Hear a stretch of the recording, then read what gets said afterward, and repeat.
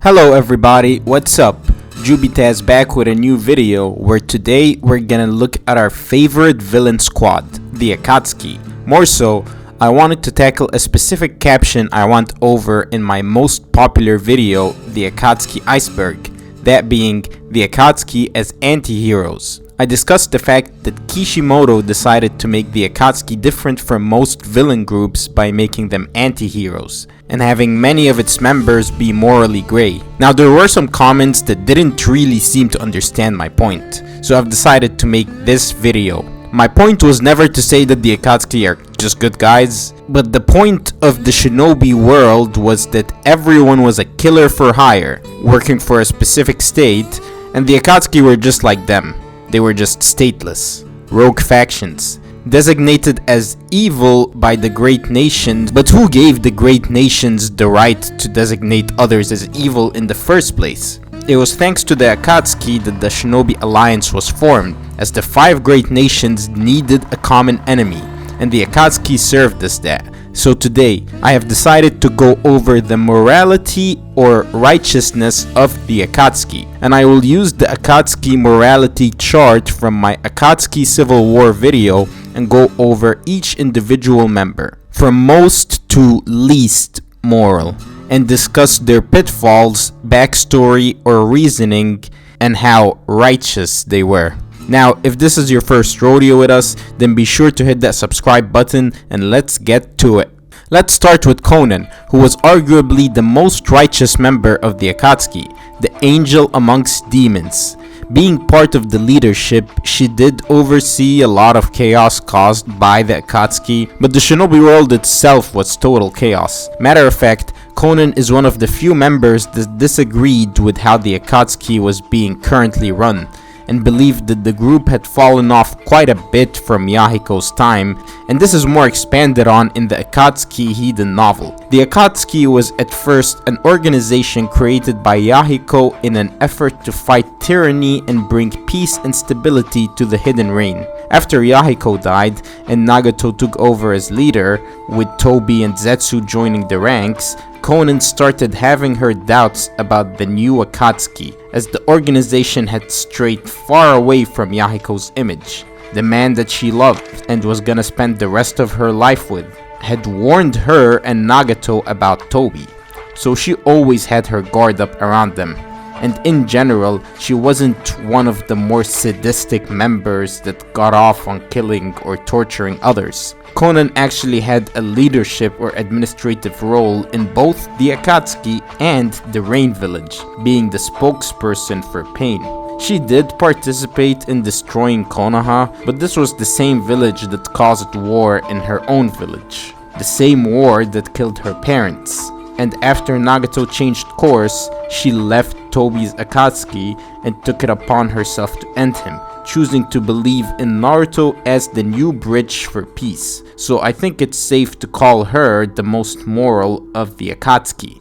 Next up, I got Itachi Uchiha. Now, I know, a lot of fans can't get behind Itachi's decision to massacre his clan. But you have to remember that shinobi of all shapes and form, and especially members of the Akatsuki, have a massive body count. The reason I consider Itachi to be the second most righteous of the Akatsuki is that Itachi was a pacifist at heart, and he tries to avoid confrontations if he doesn't need to fight. Why else do you think he ran away from Jiraiya that one time? Itachi developed his whole arsenal around this belief, and that's why he mostly uses genjutsu or sealing weapons like the Tosuka blade.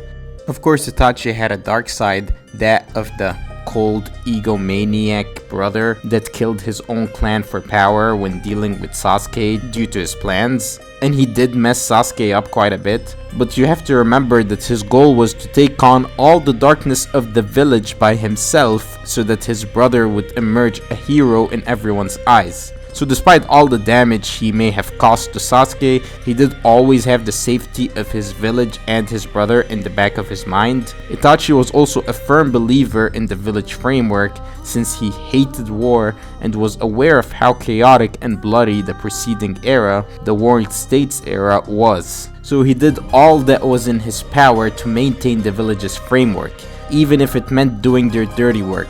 So despite the shortcomings of his plans, Itachi's intentions, self-sacrifice, and his calm demeanor that was generally less bloodthirsty than the rest of the Akatsuki makes him the second most moral member. At the end of the day, Itachi chose the path he saw best in an unwinnable situation. Plus, when he was brought back in the war, he was the hero that saved the shinobi world from Kabuto's army of the undead. I know he was programmed to do so, but considering that he's the one that set up that genjutsu in the first place, I think it's fair to rank him here. Now, I'm not gonna bother trying to explain how Itachi wasn't retconned and how he was always meant to be a double agent here. I got a whole video dedicated to that, so if you got a comment about that, then please direct it there. We got a lot of members to cover here as is. And the next 3 members we got are all within the same moral compass of each other: Pain, Toby, and Kisame, all of whom are more on the morally grey villain side. Unlike, say, Itachi, who is portrayed as a hero by the story, so let's start with the man that became God.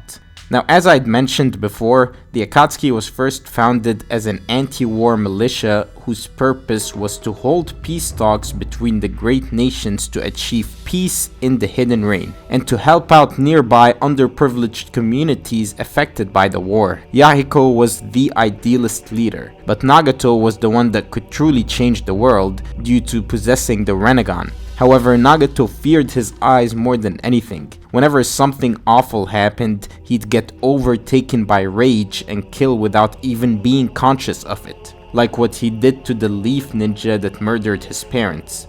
Or that renegade shinobi that attacked Yahiko. He felt guilty at first, until Jiraiya told him that no one can blame him for saving a friend. So when Nagato was faced with the impossible choice between Yahiko and Konan, and Yahiko killed himself on the kunai, Nagato lost any hope on the idealist approach to world peace. He believed that peace would have to be enforced on this chaotic world, and Jiraiya's sensei's ideals were just that, ideals. That's when he teamed up with Toby and Zetsu and decided to change the direction of the Akatsuki. Nagato was more ruthless and unforgiving than Itachi and Konan. He killed Hanzo and everyone related to him. He wiped out his bloodline, killed all the foreign diplomats associated with him alongside their families, because to him that was retribution.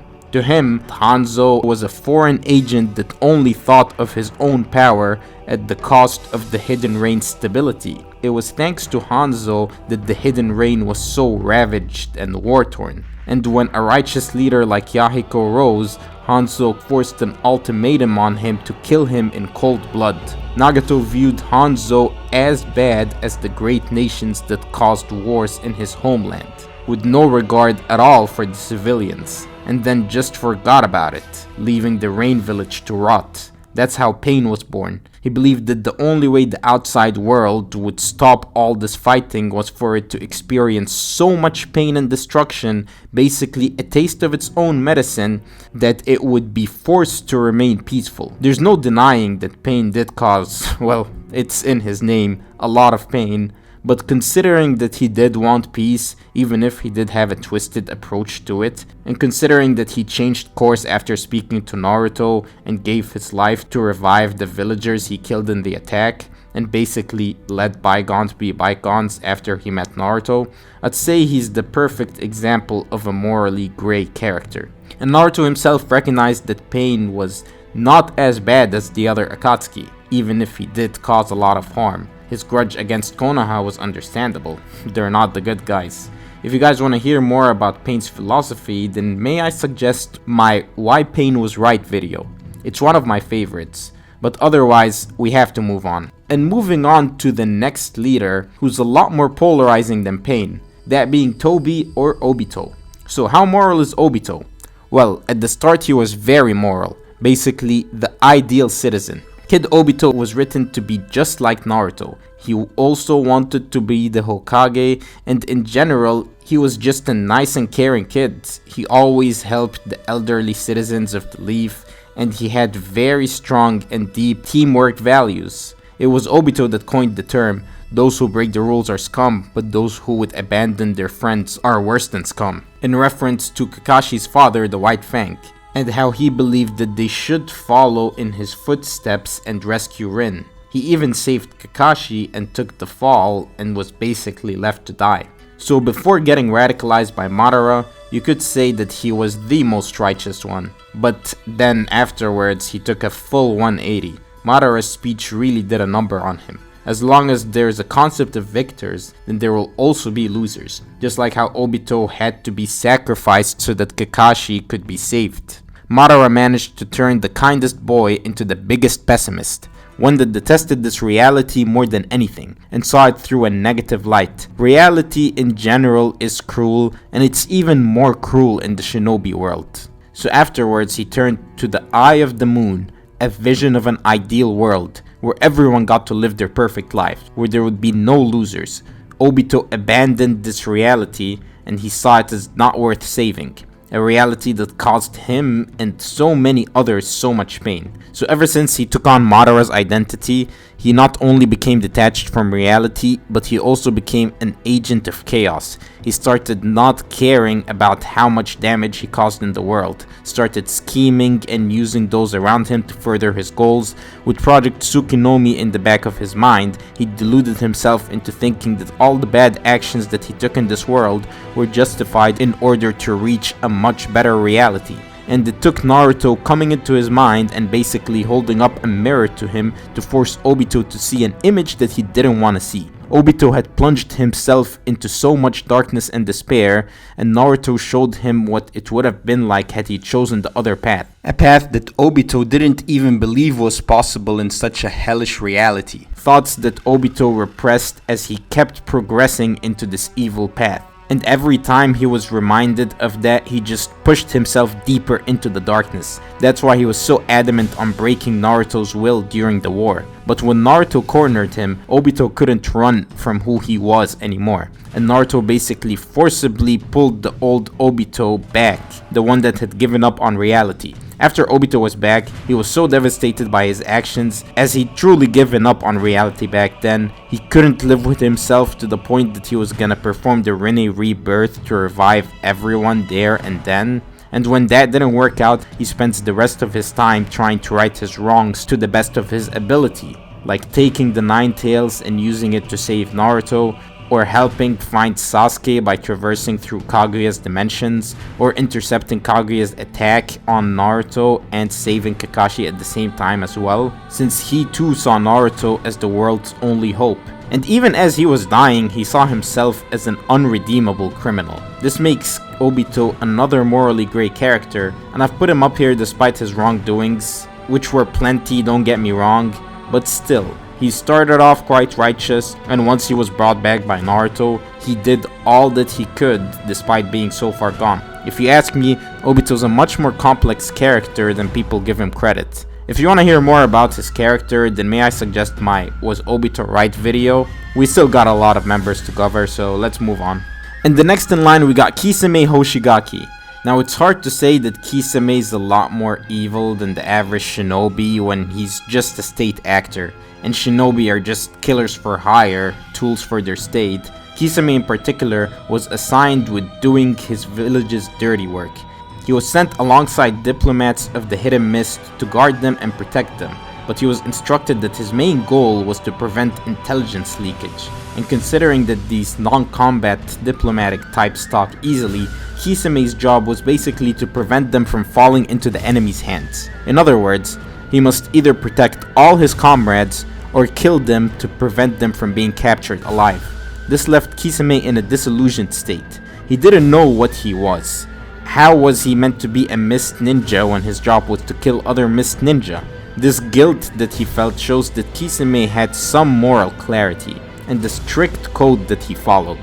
That's why he killed his superior when he found out that he was leaking intel, despite him being the one that instructed Kisame to kill the others to prevent leaking intel. That's how Obito managed to recruit Kisame to the Akatsuki. Kisame saw how two-faced this world was, and Madara sold him on this world free of lies. Since then, he became Tobi's most loyal soldier. And the reason Obito paired Kisame with Itachi is because Obito knew where Itachi's loyalties lied, and he wanted Kisame, his most devoted follower, to keep an eye on Itachi and ensure he didn't betray the organization. I would say that Kisame was a shinobi above all else, who took his duties to heart. Yes, he was kinda bloodthirsty and barbaric when he fought, but that's kinda in his nature. He is a shark man after all. However, that doesn't change the fact that he was the ultimate Akatsuki member and lived by a strict code. Just like how he killed his comrades to prevent leaking intelligence, when his time came, he used his willpower to break out of Aoba's jutsu and took his own life. He was a true shinobi with uncompromising standards, even gaining the respect of characters like Naruto and Might Guy upon his death, which puts him alongside other morally grey villains like Nagato and Obito. And now we've kind of covered all the truly morally grey members of the Akatsuki, and the rest, even though they have their justifications, they're basically monsters that are products of their environment. Two shinobi in particular that may have started off kinda righteous-ish and then changed dramatically due to the darkness of the shinobi world are Kakuzu and Sasori. Let's start by Kakuzu, the bitter old geezer that had cheated death for years and only cared about getting his money up. Kakuzu was at first considered an elite and trusted shinobi of the Waterfall Village. However, one time he was given an impossible mission to take down the first Hokage, the same man that was called a god amongst shinobi. And after the inevitable happened, after barely making it out alive, instead of being praised for putting his life on the line for his village, he was shamed and dishonored. The village elders decided to punish and banish him to a cell. This left Kakuzu bitter and angry. He didn't see the point of loyalty to the village. That's why he began only trusting money. He enacted his revenge by breaking out of his cell and taking the hearts of the elders that inflicted upon him that unfair treatment. Someone said that Kisame was the man that Kakuzu's village demanded him to be, and the man he failed to become. After he left the village with its prized forbidden jutsu, he became selfish and started chasing materialistic possessions, and became well connected in the black market, and eventually the money trail led him to the Akatsuki. By the time we get to Shippuden, he's nothing more than a hardened criminal with an overwhelming temper that leads him to kill his comrades in a fit of rage, but he did start off as a noble shinobi. And moving on to Sasori, who was a tragic case of what happens to some people when they are so desensitized due to being alone. He's actually kinda similar to Orochimaru. Sasori's parents left one day for a mission during the Second Great Ninja War, and they never returned. He kept waiting, and his grandmother, Lady Chiyo, not having the nerve to break the news of his parents' death to the young boy, kept stalling, which is why he's notoriously known to hate waiting. Sasori's grandmother introduced him to the art of puppetry to take his mind off of things, which worked at first, but he never forgot about his parents. He even tried to recreate them in the mother and father puppet, but he realized that those puppets could not give him the parental love that he was missing, so he lost interest in them and started to become cold and emotionally detached. Just like Orochimaru, he started feeling contempt for the fragile nature of human life and its mortality. And that's when he developed his philosophy about how art was eternal and should last forever. That's what propelled him to rise in the ranks of the Sand Village as the greatest puppeteer it ever had. He also started experimenting with a forbidding practice, the art of human puppets. That way one could remain alive forever, like I said, just like Orochimaru. And he eventually turned himself into a human puppet too, which was in line with his philosophy about art, which made him even less human.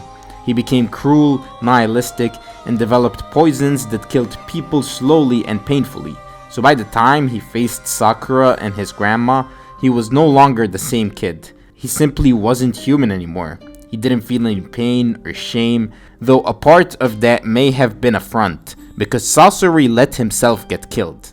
And the reason behind that is believed to be that he wanted to die in the loving embrace of his parents, and that way he would remain eternally with them as a puppet. So both Sasori and Kakuzu were cruel villains when they were introduced to us, but they both had backstories that humanized them a bit. The remaining members are considered to be rather evil, or pretty deranged, and their justifications or backstories aren't sufficient. Starting off with Deidara, who was literally a terrorist for hire prior to being forcibly recruited into the Akatsuki. He didn't have a sad backstory like the other members. Not to say that it was all fine and dandy. Deidara was actually the pupil of the third Tsuchikage Onoki at first, but he eventually abandoned his village when he felt like his art wasn't respected, and he took the secret forbidden jutsu from the stone's explosion core with him. Then afterwards, he was approached by Itachi, Kisame, and Sasori, and was made to join the Akatsuki after he got bested by Itachi's genjutsu. And according to a CBR list, he was around 14 that time. So I guess that's his sad backstory, being forced to join a criminal organization at such a young age. But like I said, he was a terrorist for hire before that. Deidara is also one of the crueler members, and his battle style results in the most casualties, which he doesn't seem to be too concerned with usually. Overall, there's really no good shinobi, but Deidara is on the more evil side, even if it's due to mental instability, rage issues, and an inferiority complex. Next up, I got Hidan, who's a cultist that revels in the killing of others, and his religion is all about making human sacrifices to his lord Jashin. Hidan is usually considered to be one of the most evil or irredeemable characters because while most characters kill for some purpose, be it necessity, money, or art, Hidan kills for the sake of killing. He believed that shinobi were meant to indulge in violence, and once his village of the Steam started its disarmament process and began shifting its efforts more towards tourism, Hidan did not approve of that new direction, and he ended up slaughtering his neighbors before leaving the village and going rogue.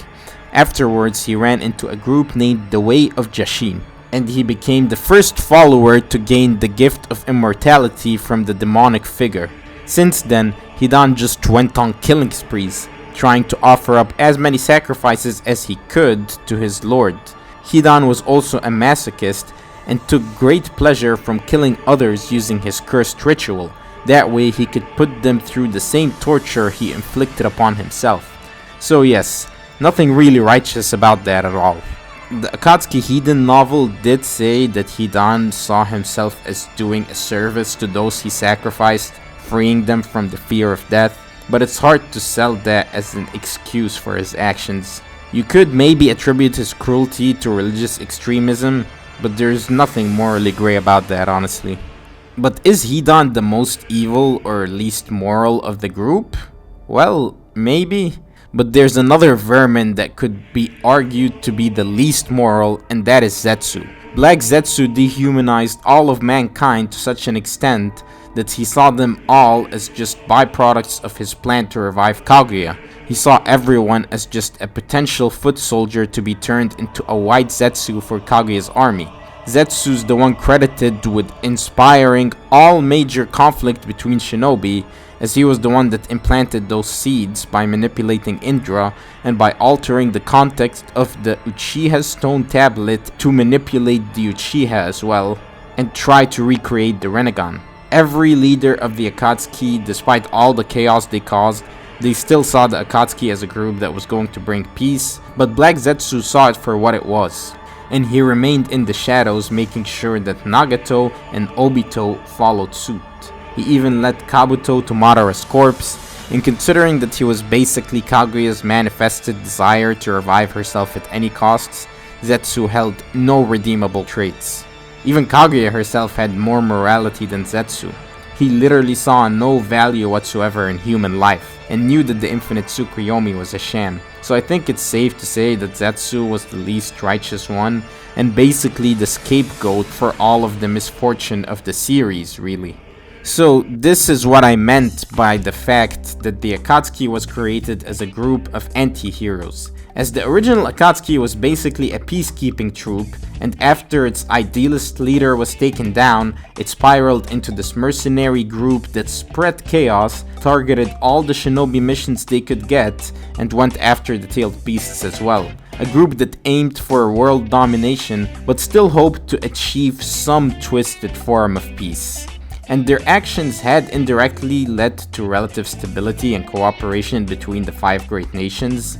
Its members, while they were killers for hire, they were all either morally ambiguous or products of their environment, with only really Zetsu and maybe Hidan or Deidara becoming completely irredeemable. But it's this complexity and variety that makes them as popular as they were. Anyways, this has been the righteousness of the Akatsuki. Now, if you guys want to see more Akatsuki videos, then may I suggest the Akatsuki playlist, as you'll find every type of Akatsuki video there. Other than that, I'll see you guys next time. Peace.